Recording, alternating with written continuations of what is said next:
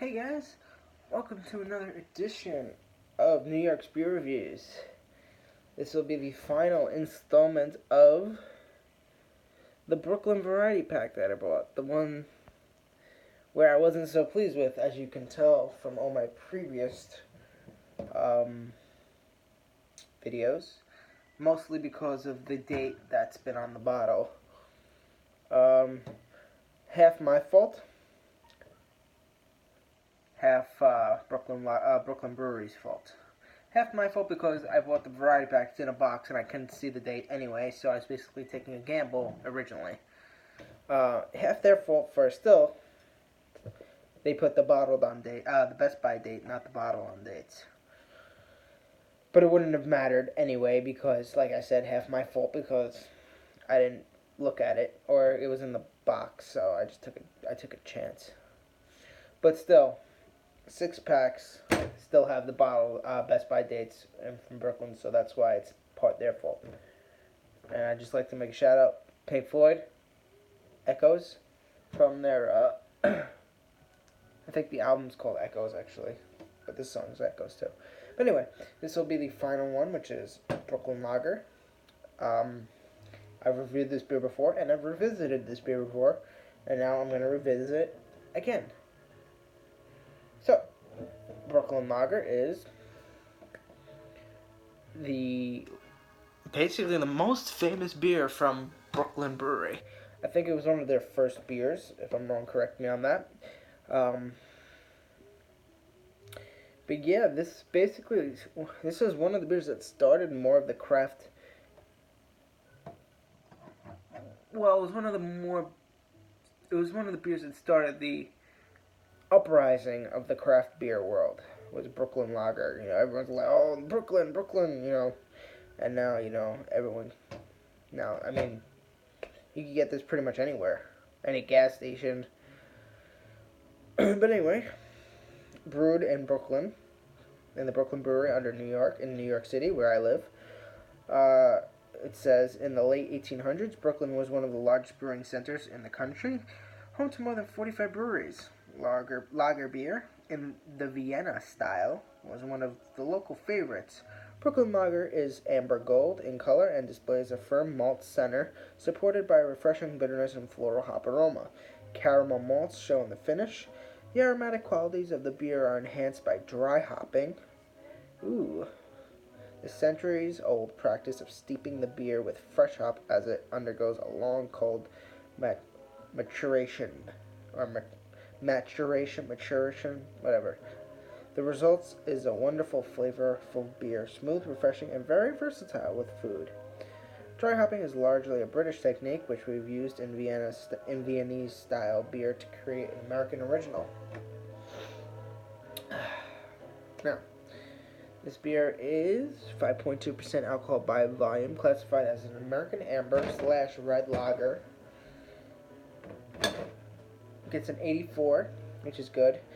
I mean, all across. I mean, it seems like every single Brooklyn beer on Beer Advocate gets an 84. Untapped gives it 3.5 stars or circles. Rate Beer gives it a 77 overall and a 99 in the style, which means the people who judged on Rate Beer saying, I give it a 77 for a beer, but for the style it's going for, actually. It's pretty good for it. It's just not. They like the beer less than the style. They're bigger on. How do I explain it? They're not really big on the style, but for what the style is, it's great for it. They're just, as a beer itself, they like it as a 77. Same glass. Because this is the same night I just did the Defender IPA. So, that's why. It's the same night, same clothes, same glass. Just rinse that out. Got a new Pink Floyd record on vinyl. Ooh. Little maneuvering there. Sorry, I'm not doing the whole flip. I don't want to wake the folks. It's kind of late. Okay.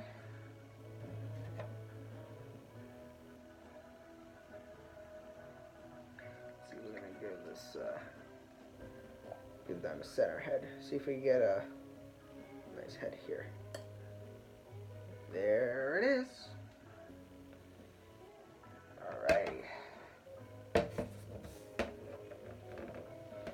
Into the light, it pours a beautiful, I don't want to say amber, copper, dark golden copper color. What about a finger of head? Snap, crackle, pop. Well, slow snap, crackle, pop. The aroma.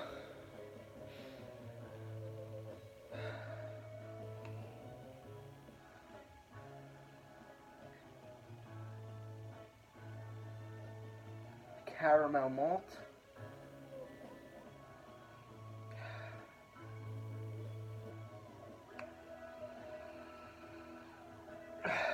Caramel malt.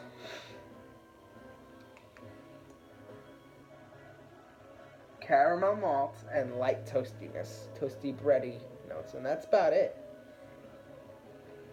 Maybe very faint hot presence, if any, on the nose at least. But yeah, all I'm getting, ooh, beautiful glow. I love when a beer does like this little glow, like against the light, and it hits your like the rim or your, it's like almost like it's like a gem kind of glow. But so yeah, mainly malt on the nose. Not really much hot presence, very faint. Some lightly toasted bread crust from your lighter barley malt. Let's go for the taste.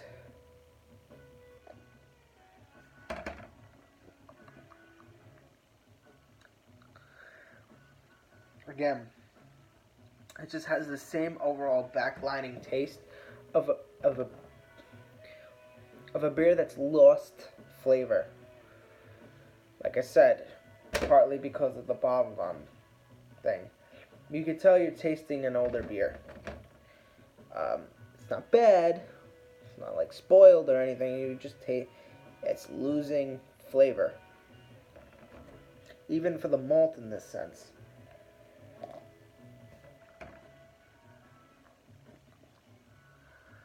We get a little bit of the malt presence on the front.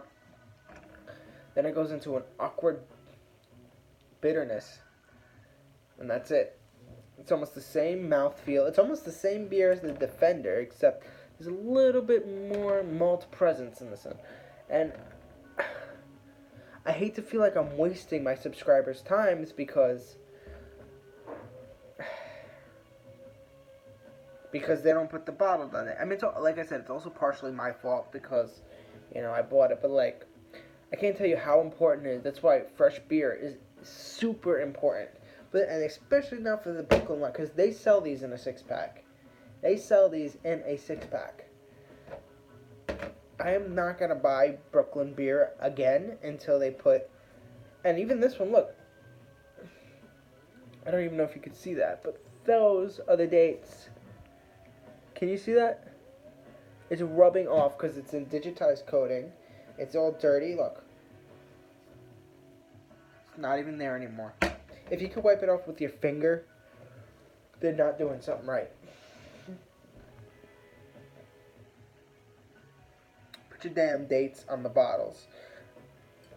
And on the label, too. But, you know, I really don't care about that. If it said bottled on the freaking bottle, I wouldn't care. As long as I can read it. Fairly disappointed with this variety pack. Like I said, it is half my fault because I bought it anyway. And I did decide to do a review knowing ahead of time that it could be an old beer. I just don't, it's still fresh, but I just don't know when it was put in the bottle. It just says Best By January 20th. Which is in 3 months. So,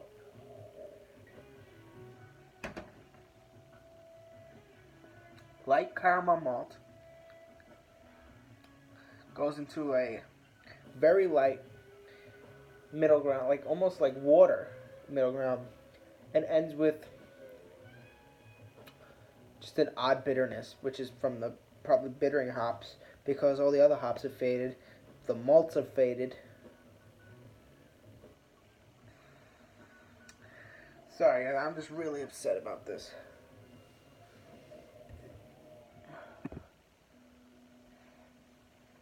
Um, Same grade, 2 out of 10. Now, if it was fresh, would it be 2 out of 10? Probably not. I'm just really disappointed in Brooklyn. And they're a great brewery. Don't get me wrong, they're a great brewery. But they do this so they can get more money. That's the problem. Because if it's. They know. I mean, listen, your everyday beer drinker is going to know, but like people who don't drink beer, like, oh, look, a Brooklyn Lager. Why don't we just get that? Like, they don't know the difference. And like, oh, it's still fresh. So they pick it up, but they don't understand that hops fade over time. The flavor, the malt can fade over time, especially coffee malt, or the coffee notes. They don't know this, so they don't really care. I mean, people don't even think beer can expire. I know people that will. Heck, I know a guy that drank Sierra Nevada Torpedo 3 years after it expired, and he didn't care. It was like, oh, it's beer. Beer is beer. I'm like, well, yes, in a sense, and no, in another sense. Like, yes, beer is beer is beer. You know, it's all brewed with water, yeast, hops, and barley. There's other shit too. But no, I am not going to drink a Sierra Nevada Torpedo 3 years after it expired. I mean, it's probably still drinkable, and nothing bad is going to happen. It'll just be not good, you know? And this affects my channel too, because like I said, all of these reviews, except for the sour, but even the sour too, because I mean, I don't know how it's supposed to taste. I know how the Brooklyn Lager is supposed to taste, and not like this. I'm spending more time complaining about the fact that they don't put the packaged on dates on their bottles than the beer itself. The aroma has more caramel sweetness than the taste. Unfortunate. And Jay, I know you've had this beer before. I would like to know your thoughts on this whole, the whole dates situation, like with the bottled on dates. So, Jay Theorod, if you can please comment on that, because you're a big name in the beer world, at least to me. So I would like to get your opinion on that. But so yeah, I get caramel malt, caramel sweetness on the nose. The taste starts off caramel sweetness, and it's like a second. It goes right to just nothing, and then an underlying bitterness. So, before this review lags on any longer, I'm going to end it by saying thanks for watching, guys. And just remember, when you pick up Brooklyn, to check for a packaged on date. And if it doesn't have one, I wouldn't buy it. Pink Floyd knows best. But yeah, and in all honesty, Brooklyn Brewery is a good brewery, and they do deserve respect. But this is a big problem. And I'm not saying if you like Brooklyn, don't go on and buy Brooklyn. That's not what I'm saying. I'm just trying to stress how important it is to put your bottled on dates on the bottles. Am I never gonna buy a Brooklyn beer again? Well, not in bottles at least. I'll probably get it on tap in a restaurant, or I'll probably go to the brewery again soon, and I'm pretty sure it's fresh there. So, because they make good beer, and they make fucking great beer. They're just cheap when it comes to that shit. And it's not just them, it's tons of other breweries too. Sierra Nevada was like that for a long ass time, until beer reviewers, not just on YouTube but all over the world, was like fucking hounding them, like, to put your fucking dates on the bottles, like packaged on dates. And they eventually did it. So we gotta do the same shit with Brooklyn, because we know they're better than this. Brooklyn, you are better than this. This is bottled on days that this shit Shock Top does or Blue Moon does. Brooklyn, you're not like that. You're a good brewery, and you have high standards to live up to. So, live up to them. Anyway, that's it for this review. As always, if you like the reviews, please rate, comment, subscribe, and request. Comment down below. Let me know what you think. And as always, we'll see you next time on New York's Beer Reviews. Cheers. Bye.